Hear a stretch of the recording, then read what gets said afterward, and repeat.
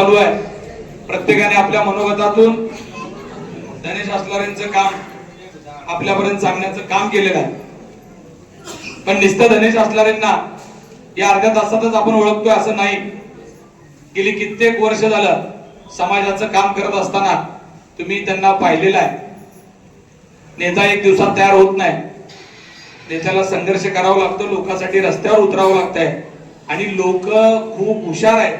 कुणाला मतदान करायचं, कुणाच्या पाठीमागे उभं राहायचं हे लोक ठरवून असतात. मला दिनेशजी तुमच्याबद्दल खरंच अभिमान वाटला, आनंद वाटला की या गावातला पंचकृषीतला युवक अतिशय इमानदार पद्धतीनं माय माऊली तुमच्या पाठीमागे उभारलेली आहे. कारण या सभागृहात इथं उभा असलेला एकही माणूस रुपया देऊन आणलेला नाही हे मी छातीतोड सांगू शकतो. आणि ही खऱ्या अर्थानं तुमच्या कामाची पावती आहे. खरं तर राज्याचं जे नेतृत्व आहे, ज्यांचा सगळ्यांना आपल्याला आदर आहे, असे एकनाथजी शिंदे साहेब तुम्हाला सगळ्याला माहित आहे की या राज्यात कशा पद्धतीचा संघर्ष करून उभे आहेत हे संपूर्ण महाराष्ट्राने बघितलंय. त्याच्यामुळं संघर्ष आपल्या नेत्याला चुकला नाही, संघर्ष आम्हा जिल्हा प्रमुखांना चुकला नाही, तर तुम्हाला कसा चुकेल. पण तुम्हाला माहित आहे की जे एवढा मोठा संघर्ष असतंय तेवढीच मोठी जीत असते. आणि हे शिंदे साहेबांनी करून दाखवलेलं आहे. आणि या मतदारसंघातले माय माऊल्या तुमच्यासाठी करून दाखवतील असा मला विश्वास आहे. ज्या पद्धतीचं राजकारण खरं तर आता येणाऱ्या काळात राजकारण करायचं का नाही, नवीन पोरं राजकारणात येतील का नाही अशी चिंता वाटायला लागलेली आहे. कारण इलेक्शन पहिला लागायचे, इलेक्शन मतमोजणीपर्यंत जायचं आणि त्याच्यानंतर निकाल लागायचा. पण काय लोकांना एवढी हौस आली आहे की निकाल लागायच्या आधी उमेदवार पळवणं, उमेदवारांना दहशत देणं, लक्ष्मी दर्शन करणं, दोनच गोष्टीने उमेदवार जाऊ शकताय. एक तर उमेदवार घाबरून जाऊ शकताय, बरोबर आहे का, नाहीतर पैसे घेऊन जाऊ शकताय. दोन्ही पैकी एक काय तर घडलंय. एका उमेदवाराने एखाद्या मताची उमेदवारी काढली असेल नक्की स्वतःच्या, पण गावानं कुठं काढली? गावाने तुमची उमेदवारी उलट जाहीर केली.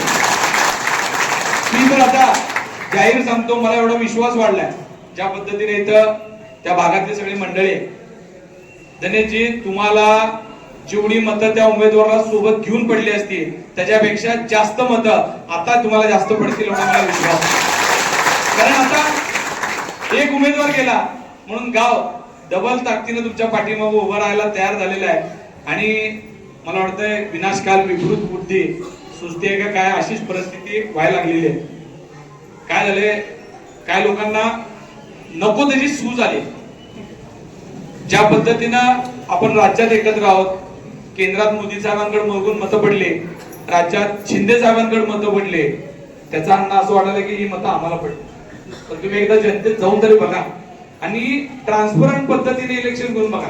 मला या इलेक्शन प्रक्रियेवर अजून पण खूप मोठा डाऊट आहे की हे इलेक्शन फेअर होतंय का, हे इलेक्शन खरंच ज्या पद्धतीने बॅलेट पेपरवर घ्यायची गरज महाराष्ट्रात सुद्धा आलेली आहे का, काय अशी परिस्थिती आहे. मला कर्नाटक सरकारचं काँग्रेस जरी असलं तर त्यांचं अभिनंदन करावं लागेल. त्यांनी खूप मोठी डेअरिंग केली की बॅलेट पेपरवर इलेक्शन घेण्याची जी डेअरिंग करून दाखवली वस्तुस्थिती आहे. कारण लोकांच्या मनात चिंता आहे की आम्ही टाकलेलं मत आमच्या माणसाला, आमच्या नेत्याला किंवा आमच्या पक्षाला जातंय का, हा खूप महत्वाचा विषय आहे. आता येणाऱ्या काळात लोकांसमोर येऊन पडला. पण हे सगळं असताना सुद्धा आपल्याला काय करायचं तर आपल्याला त्या ताकदीपेक्षाही जास्त म्हणजे थोड्याफार मताची जरी सेटिंग तिथं असेल ना त्याच्यापेक्षा डबल मताने आपल्याला पुढे मतदान करून दाखवायचं. आणि ते नक्की तुम्ही कराल, कारण परिस्थिती तशी आहे. संघर्ष आपल्याला येणाऱ्या काळात पहिला दिवस आहे आता तर अजून माहित नाही तुम्हाला, मतदान दिवशीपर्यंत लय काय काय कला ऐकायला भेटणार आहे. नाही काय इथं बसलेल्या कित्येक लोकांच्या पाहुण्यांना सांगणार तुझा भाऊ अधिकारी आहे, तुझ्या भावाची बदली करतो, तुझ्या भावाचा हेच काढतो, ऊसच घेऊन जात नाही, तुला हिथच अडचणीत असतो, या सगळ्या गोष्टी घडणार आहेत. पण मला विश्वास आहे जिथं तुम्ही एक माणूस बाजूला काढाल तिथं तेव्हा चार माणसं तुमच्या बरोबर ऍड झाल्याशिवाय राहणार नाहीत. अशा पद्धतीचं काम येणाऱ्या काळात करायचं. लाडक्या बहिणींना आता अजून भूलतापा दिल्या जातील.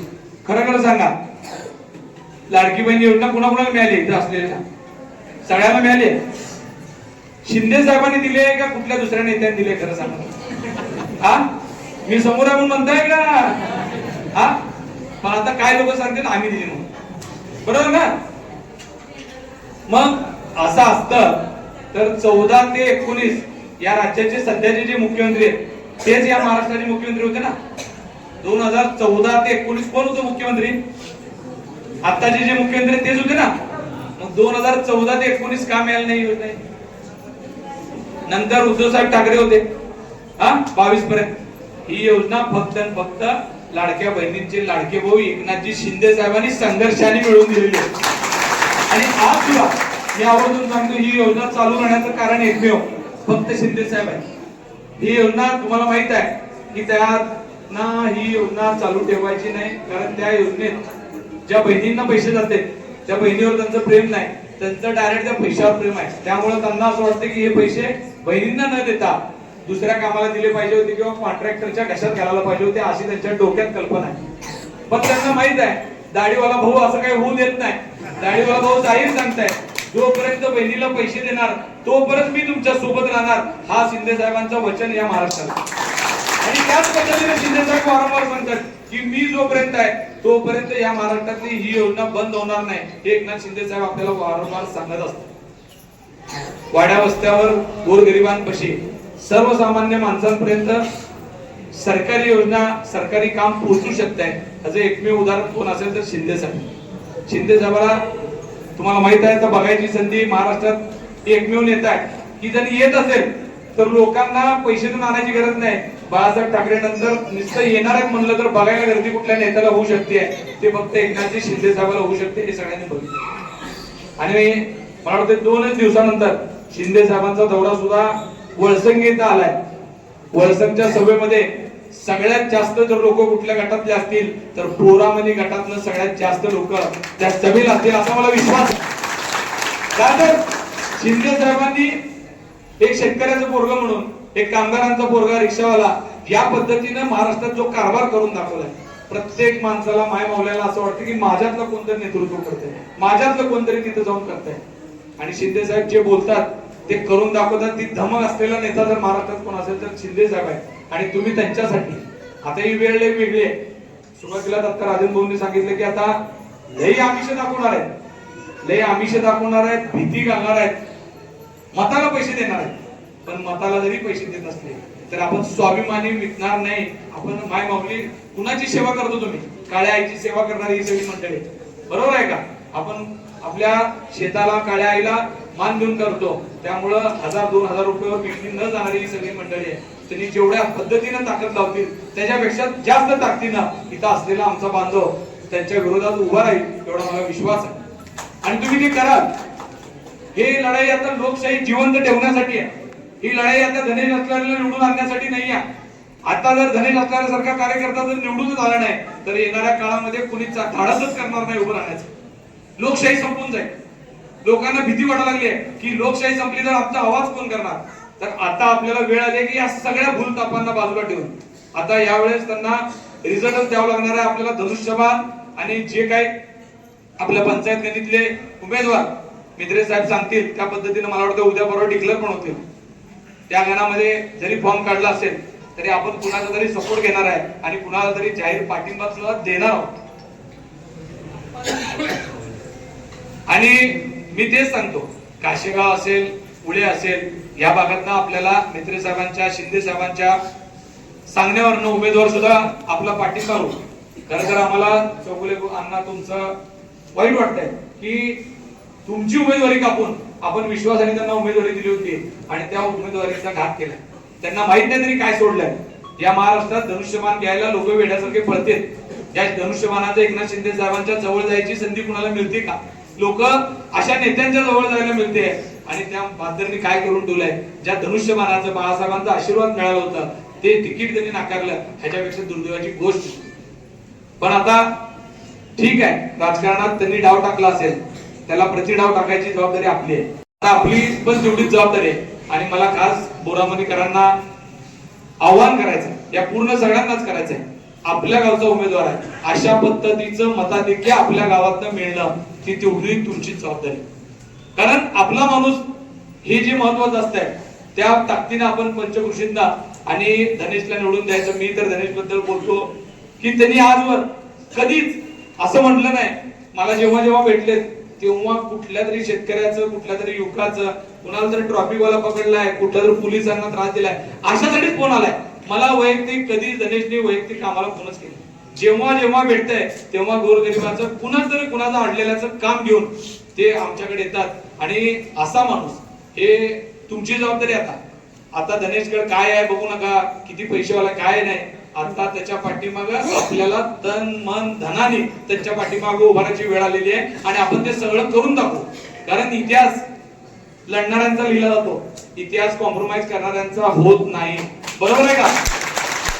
पुन्हा इलेक्शन संपलं, कुणाला लक्षात ठेवतील लोक? खरं खरं सांगा. ज्यांनी फॉर्म काढलेल्या वारकऱ्यांना लक्षात ठेवतील का या संघर्षा पुढे लढून आलेल्या धनेश्वर आचरणाला लक्षात ठेवतील? कुणाला लढतील लोक लक्षात ठेवतील?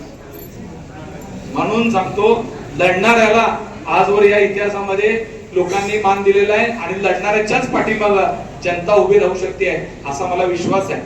आज नाही या पुढच्या सभेत बरेचशा काही गोष्टी बोलेल नक्की, पण आजच्या प्रचार सभेवरनं एक गोष्ट लक्षात आली.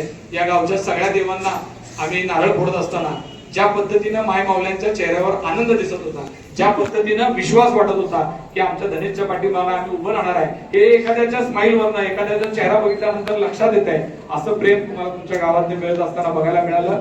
येणाऱ्या काळात या गणातल्या सगळ्या गावांमध्ये अतिशय चांगल्या लीडनं आपल्याला मतदान मिळेल अशी आशा व्यक्त करतो.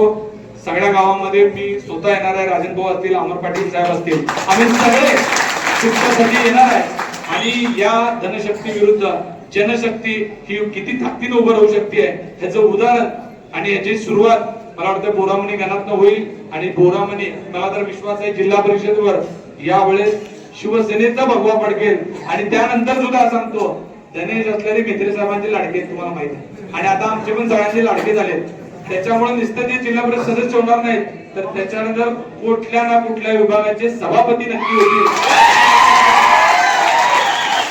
आणि ती शिंदे साहेबांपर्यंत सांगण्याची जबाबदारी इथं मंचावर असलेले आम्ही सगळे करू. आता फक्त तुम्ही सभागृहात पाठवायचं काम करा. त्याच्यानंतरची निधी आणण्याची जबाबदारी असेल, गावचा विकास असेल आणि यांच्या पाठीमागे उभं राहण्याची सगळी जबाबदारी आम्ही येणाऱ्या काळात करू. सोलापूर सारख्या शहरामध्ये कोणतेही छोटं मोठं काम असू द्या, तुमचा भाऊ म्हणून कधीही माझ्या ऑफिसला या, मी तुमच्या सोबत आहे एवढं सांगतो आणि थांबतो.